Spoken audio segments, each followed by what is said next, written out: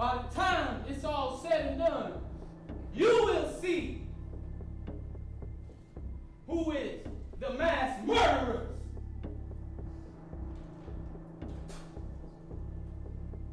In Tampa Bay. They said he was a father, a provider, a man of faith, but in one Florida suburb, he became the reason his family stopped breathing. His partner, shot, beaten, left in the driveway. His daughter, just 9 years old, unable to speak, hacked to death in her own home. And his son, stabbed more than 20 times, then left in a house engulfed in flames. But something happened that no one could explain. The boy lived. And when he stood in court, bandaged and broken, he looked at the man who did it and said 2 words no one could forget. "You stabbed me." Welcome to another episode of True Crime Mystery Vault. If you're ready to explore the full story, make sure you like the video, subscribe to the channel, and drop a comment below. Because this is just the beginning. And trust me, you won't want to miss a second of what comes next.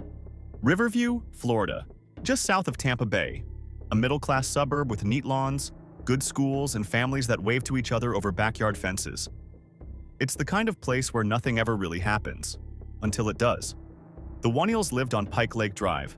From the outside, their home looked like any other. But what went on inside that house would later leave an entire courtroom struggling for words. Ronnie Oneal III was the father. At 29, he called himself a protector of his family. He had ties to the Nation of Islam and often spoke about religion, discipline, and morality. But those closest to him said he was becoming increasingly unstable, erratic, paranoid. Kenyatta Barron was his partner and the mother of his children. She was described by friends as sweet, quiet, and devoted to her kids. She worked hard and kept her circle small. Those who knew her say she was the glue holding everything together. Their daughter, Ronnie IV, was 9 years old.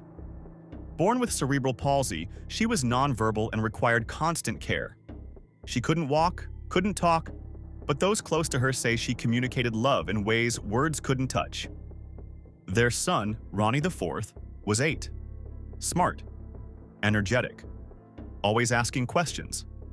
He loved school, video games, and being his sister's shadow. To most people, the Oneals seemed like a normal family, but inside that home, the tension was rising.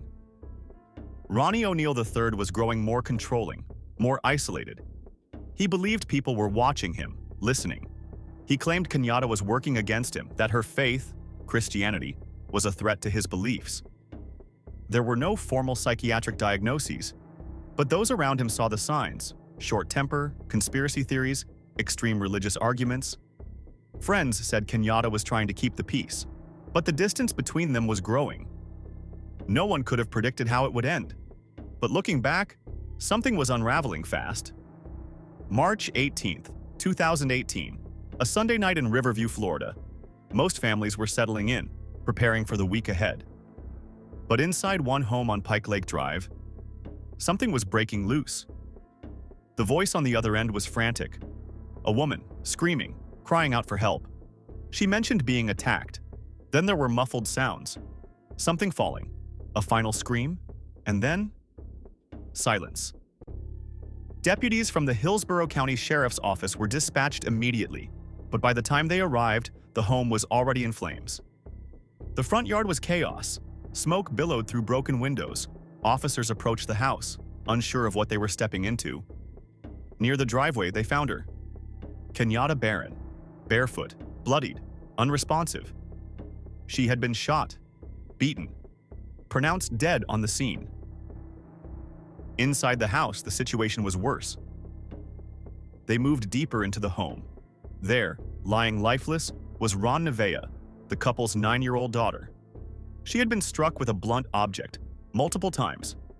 Her body showed signs of severe trauma and burns. She was found near her bed, still in pajamas. In another part of the home, hidden behind smoke and debris, they heard faint breathing. It was Ronnie Oneal IV. He was alive, barely. The 8-year-old had been stabbed more than 20 times.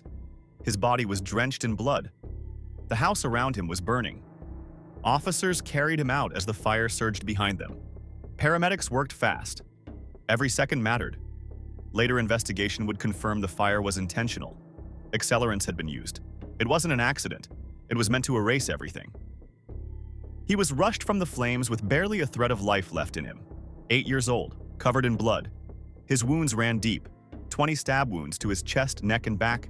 Some missed vital organs by inches, others didn't. Doctors worked through the night. He went in and out of consciousness. Fourth lines, ventilators, trauma surgeons. And for a while, it wasn't clear if he would make it to morning. But he did. Within hours, the boy began to speak. Quietly, slowly. Every word costing him effort. Detectives arrived at the hospital. They didn't expect much. He was in critical condition. Broken ribs, damaged lung, burns on his body. But the moment they asked him what happened, he answered. His exact words were, "My dad did it. He tried to kill me." The room fell silent. This wasn't a case of mistaken identity. There was no masked intruder, no stranger, no outside threat. The boy had named his father, the man who was supposed to protect him. And he wasn't finished. Over the next few days, while fighting to breathe through bandages and pain, he gave more details, clear, unflinching. He remembered the screams. He remembered his sister not moving. He remembered fire, and most of all, he remembered what his father had in his hands. Investigators were stunned, not just by the accuracy of his account, but by the fact he survived long enough to tell it. Doctors would later say it was a miracle. 1 inch deeper, 1 second slower, and the boy's story would have ended before it began. Instead, he became the single most important witness in a case that now had a name, a motive, and a face. And when the time came, he would do the unthinkable, sit in front of his father in open court, and tell the world exactly what happened. Ronnie Oneal III was arrested at the scene. Blood on his body, still yelling. He wasn't hiding. He wasn't running. What he was doing was screaming about conspiracies, about the government, about demons. His words were erratic, his eyes wild. To the officers around him, it was hard to tell what was real and what was unraveling. He claimed he had acted in self-defense, that his partner had attacked him, that everything was part of a setup. But the scene told a different story.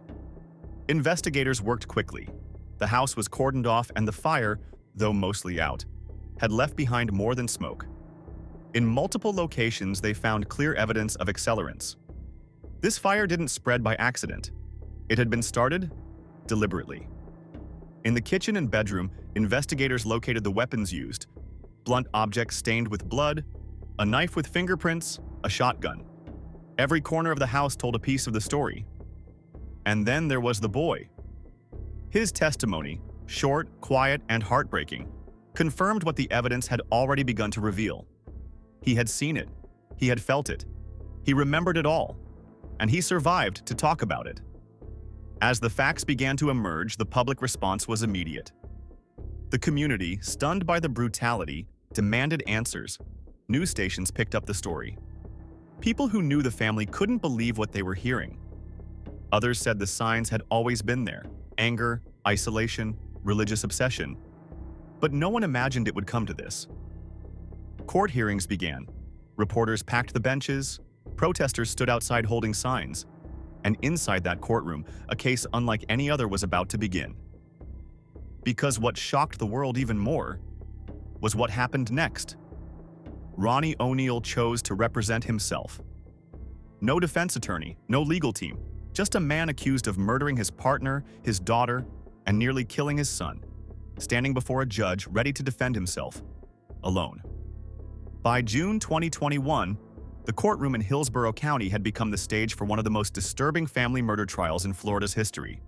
Ronnie Oneal III, now 32 years old, stood trial for the murder of his girlfriend, Kenyatta Barron, the murder of their daughter, Ronnie IV, and the attempted murder of their son, Ronnie IV.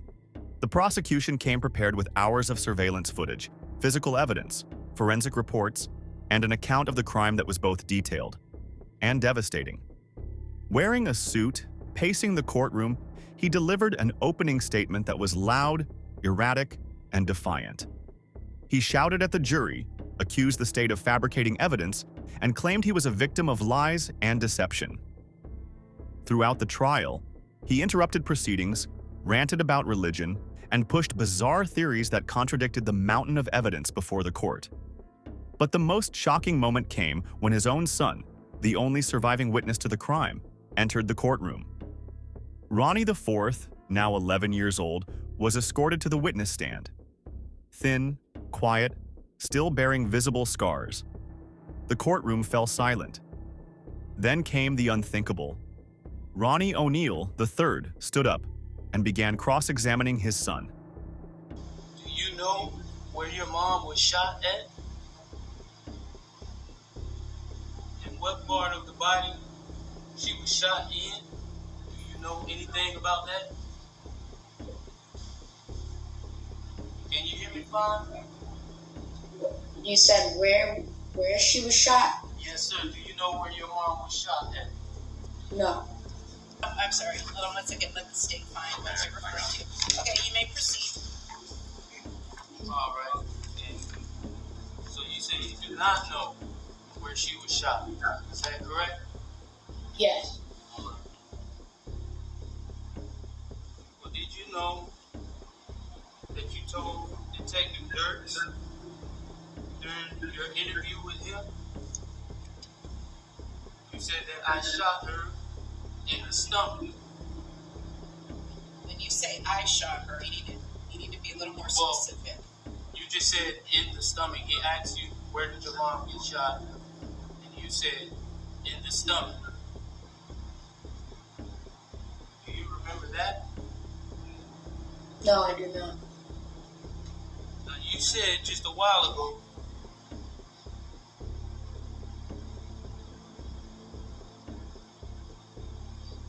that you did not see me shoot your mom or beat your mom. Is that correct? Yes. Do you remember telling Miss Jennifer Miller that you saw everything and I was outside? Do you remember that? She said to you, did you hear? Did you hear? No, she said, you did hear? Did you see what was happening or did you not? You said, I saw everything. And she said, you saw everything? How did you see everything? And you said, because I saw everything. And she said, where? Were you outside or were you inside or something else?